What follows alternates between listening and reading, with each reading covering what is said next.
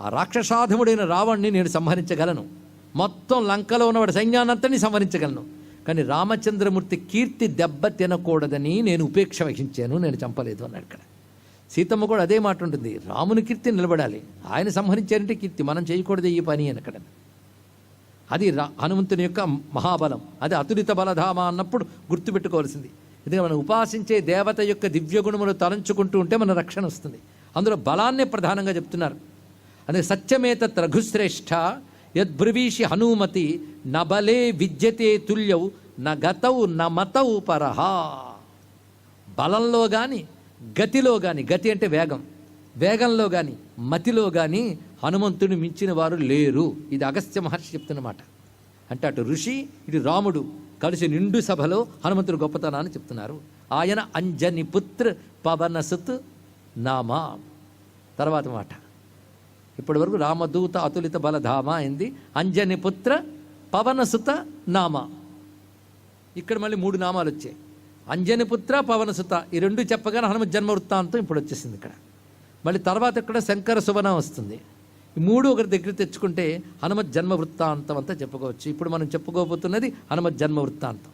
పార్వతీ కుక్షిలోకి వెళ్ళాడు. ఏమిటండి ఈ విషయముల రహస్యాలు రామాయణంలో నేరుగా చెప్పకపోయినా మంత్రశాస్త్రాల సహాయంతో కంకంటి పాపరాజు ప్రస్తావన చేశారు. ఇక్కడ ఆ శాస్త్రం ఏమిటి, ఎక్కడున్నదో ఇప్పుడు తెలుసుకుంటూ అత్యంత మహిమాన్వితమైన హనుమత్ జన్మ వృత్తాంతాన్ని మనం వినబోతున్నాం. ఏ జన్మ వృత్తాంతం వింటే హనుమంతుడు సంతోషించి విజృంభించాడో ఆ జన్మ వృత్తాంతాన్ని ఇప్పుడు మనం ఒక్కసారి చెప్పుకుంటూ, దీనివల్ల ఇక్కడ ఉండి వింటున్న హనుమత్ స్వామి సంతోషించుగాక, సీతారాములు సంతుష్టులగుదురుగాక, దీనితే సంతుష్టులైన సీతారామాంజనేయ బ్రహ్మము సనాతన ధర్మాన్ని భారతదేశాన్ని రక్షించుగాక అని మనం ప్రార్థన చేసుకుంటూ ఇక్కడ విశేషంగా చెప్తున్నారు. కుంజరుడు అనే వానర వీరుడు ఉండేవాడు. ఆయనకు కుమార్తెగా కలిగినటువంటిది అంజనాదేవి. ఈ అంజనాదేవి పుంజిక స్థలాన అప్సరస.